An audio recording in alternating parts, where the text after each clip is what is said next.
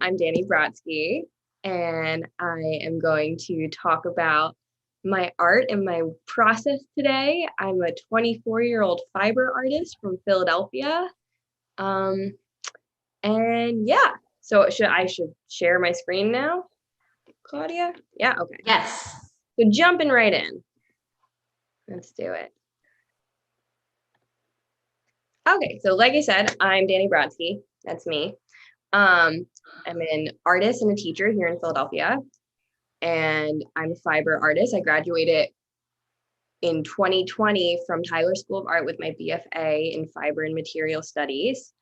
And right now today, I mostly make rugs and textiles, but I thought I would kind of catch everyone up on how I got here before I jump right into the work I make today. So it's really hard for me to have like a consistent artist statement because it changes all the time. So I've just started to like create lists of things that inspire me or act as influences. And it's an ongoing list of just entities and subjects and themes that I'm always looking back at. These are things that are always just kind of existing in my head, or that I'm drawing. Death, dying, and rotting. Lovely. Death, dying, and rotting. Yeah, things so like these. Go on. No, yeah, just these are like things like poetry and art history movements. Like right now, I'm really into medieval drawing. I grew up across the street from the cemetery, so I have been interested in like the macabre or like morbid things since I was a kid. I love it. So yeah, death, dying, and rotting comes up a lot. Memento mori is a word that I use a lot, or a phrase I use a lot to describe my work or my influences. This is a slug I saw. I liked it a lot, so that got added. This is amazing. I want to screenshot this and like print it and put it on my studio wall. And then you just keep adding things. Twilight Zone season 2, just season 2. All mainly season 2, yeah. Do you go to? This is weird. I've talked about it in other artist talks. Do you like to go to Woodland Cemetery? Because I know you live in West Philly. I love Woodland Cemetery. It's the best. I love Laurel Hill. I love the cemetery. That's where I learned how to drive. I was just telling someone that yesterday, Laurel Hill Cemetery. Yeah, nice. I learned how to drive in the cemetery too. Would you say you learned how to drive in a cemetery too? Are you serious? Well, I grew up across the street from one. All right. Okay. Yeah, there's no one you can hurt there. So yeah. So yeah. So these are just like a growing list of what I use to describe my work, and just themes that I'm always coming back to. It's one of the only things that stays consistent is things on this list. Oh, and this is like a Tracy Emin print. She's just an artist who is also inspiring, but yeah, love her. Okay, and then early undergrad work. So this is really early. I started art school in 2015, and I went in as a sculpture major. So I just wanted to build things and experiment and like get my hands on whatever I could get my hands on. So instinctively, I just started like making teeth and using fruit as material and seeing what would happen with it. And I don't know why I was gravitating to those kinds of ideas and those kinds of materials, but something about it just like felt natural to me. And I kept making the same imagery out of teeth. And this is rotting meat. It's really gross. I don't know why. That's what I was using to like navigate new techniques. And I didn't know. Is that a photo you took or the rotting meat? It's a screenshot from like a video that I made. So I would just take videos of me like making something and destroying it. So I like made all these little clay teeth and like broke them. I had this like rotting compost of fruit and meat, and I was just like shoving my hands in it. Yeah, this bikini is banana peels that I sewed together. Did you wear it? I tried. It started wilting pretty immediately, and then by the end of the day, it was black and being eaten by fruit flies. And it was awesome. It was like my favorite part of it. I didn't know at the time, but these were becoming like symbols in my work. And I didn't know, but they were going to show up consistently throughout undergrad and even more so today. So after the banana bikini moment, somebody was like, hey, you keep making sculptures out of like soft materials, you know, there's a whole art form for this and it's called fiber art. Didn't know that. Fiber art is just sculpture, but instead of nails, you're using like a needle and thread. So I instantly stopped studying sculpture and started studying fiber art. And here, like these orange peels, I was using fruit again, I was using objects, and I was getting really invested in the history of fiber art, and how most of it is rooted in the fact that fiber art did not used to be considered a fine art, and that for so long it was just seen as something used to create utilitarian objects. And that weaving and sewing and other fiber techniques were just to make objects with purpose, clothes, baskets, things that we use, and definitely not art. And that they were made by women, and women weren't capable of making the same art that like male painters and sculptors were.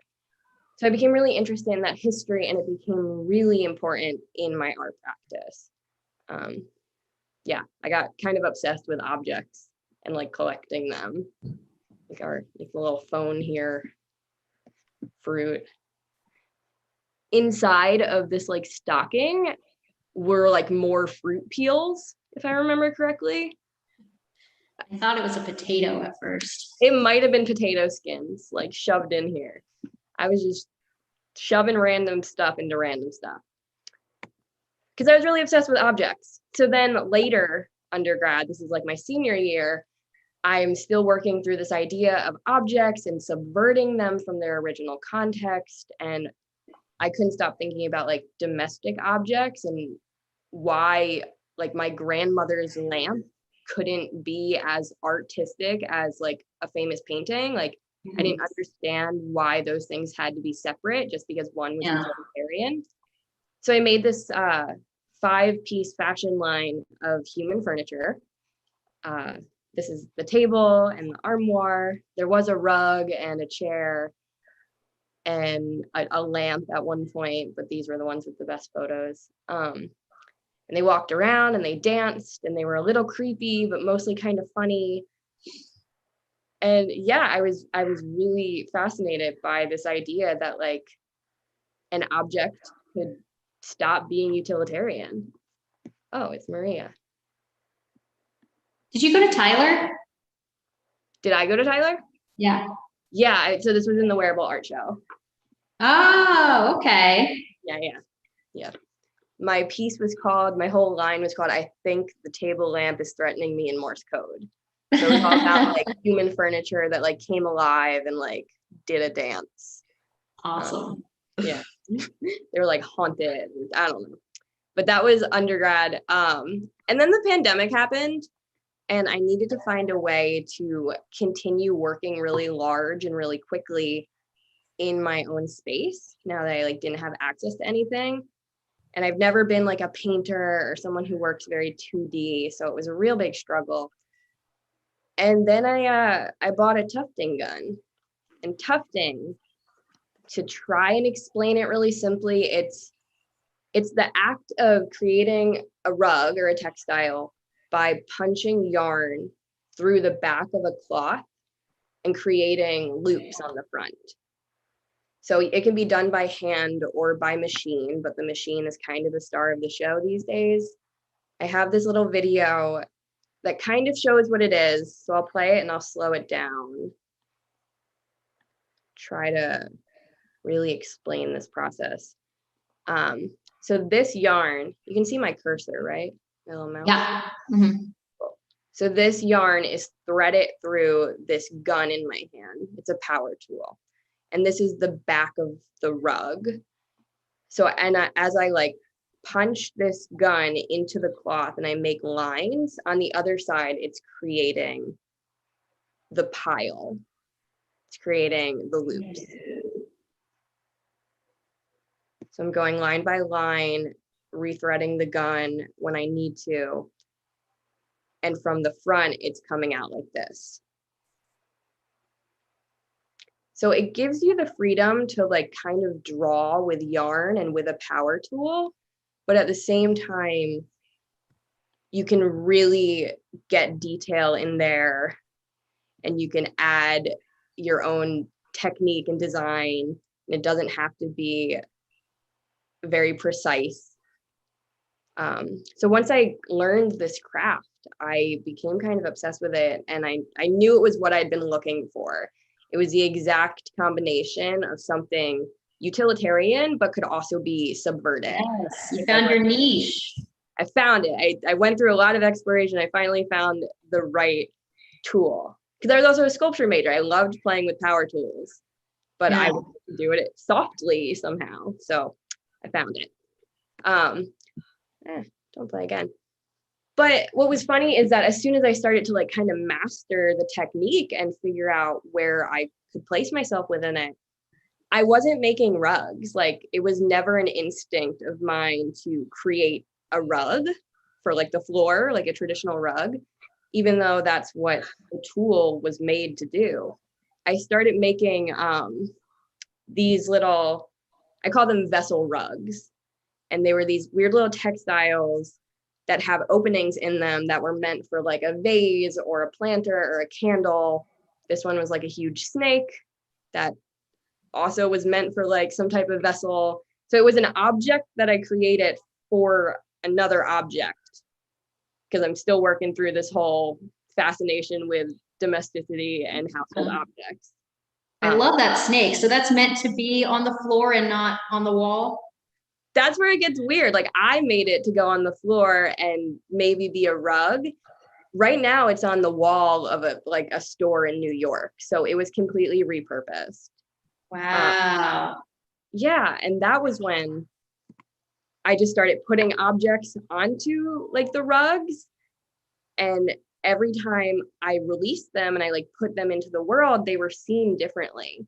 So whereas these ones were definitely seen as like product design to me, or like existing in a product world, an object world, this one was seen as a sculpture or like something subverting its purpose, because it was not a rug. It was never put on the floor, but it wasn't a chair, and people didn't know what it was.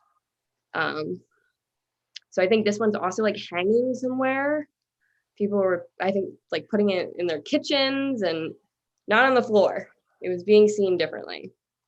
Do you take commissions, or do people just buy what you make?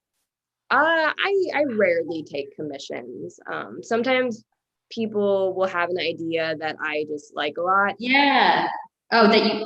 Most of the time, I'm kind of set in my ways. Yeah. Yeah, They you never need know something that appeals to you. It's that's on that list of your inspirations. Yeah. So it's really easy for me to jump back and forth between ideas. But if it's something that like isn't intriguing to me at all, I can't do it. Yep. So then I started making these. We're back to the fruit and the teeth, because they keep popping up in my life. And when I released these to like the world, everyone saw them as paintings. So very different from the other two. Yeah. Like this was some type of sculpture. This was some type of product. These fully paintings to people. People called them like fluffy paintings or yarn drawings. Like I've heard everything except rug.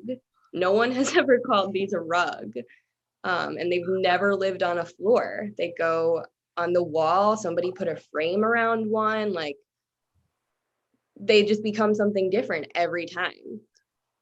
So I started realizing that this was a technique and a tool that could really, really be experimented with, and whatever I did could change its state in the world. And I started to kind of exist on the line between design and fine art, which is what I was interested in when I started looking into fiber art. Oh, this one is another little molding fruit. Yeah, just back on theme. I love when things are rotting and dying.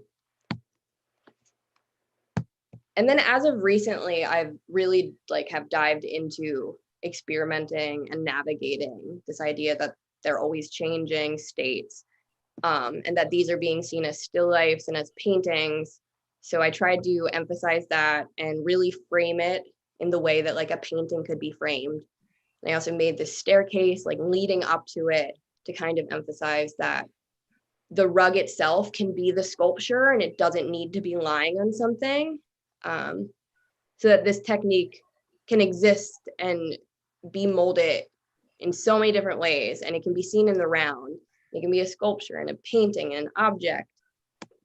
And this is the back of it, which is super exciting to me because usually the backs get covered, but for this one, I left it untouched, and I like it better than the front sometimes because they're just so chaotic and you see all of the gestures and the hands.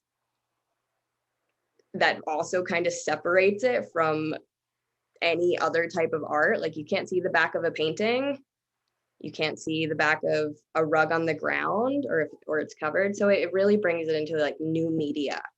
And that's why I'm so still kind of amazed by it every time.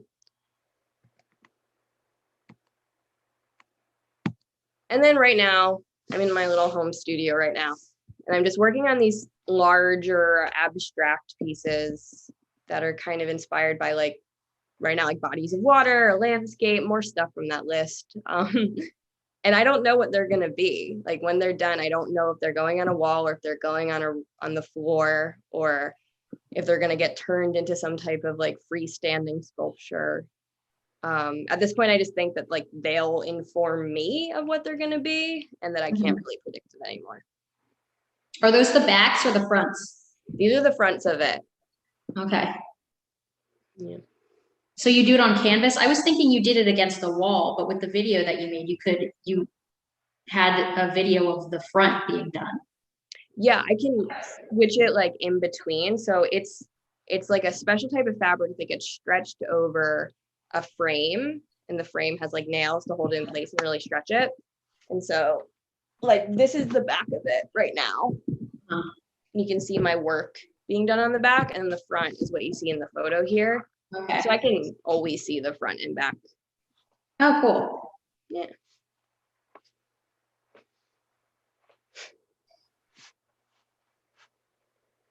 That's all I got. Oh, is that the end? That's all I got. This is what I'm working on today. This is where I've landed. I don't know what's next, but this is where I'm at.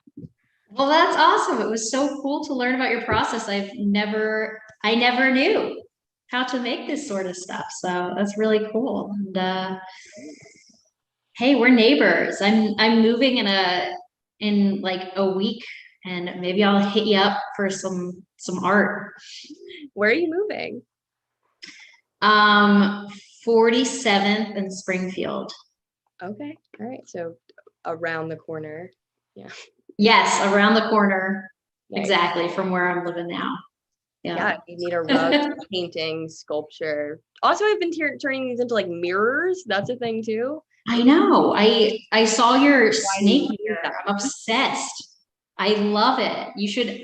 Oh my God, people will eat that up. The mirrors. Yeah. I mean, it seems like do you have like releases on like Instagram, social media where like you put a bunch of stuff on your site at the same time and people go and buy it? I know a lot of like small businesses do that. I did it that way for like a little bit. But ultimately I can't really like release on a schedule like that. It's where the idea of like fine art and like product start to fight each other. I can't do it. So I just make things as I make them, and when they're done, I'm like, hey, who wants it? And some people want it. Cool. Yeah. Yeah. Well, thank you for sharing with us. Does anyone have any questions? Nope. Maria, Jesse, looking at you. All right. Hi. Hi. Thank you so much for sharing your work. Hi. I'm watching here with Nora. Oh, hi guys. Thank you for watching. Yeah, Nora really enjoyed it. Thank you. Yeah.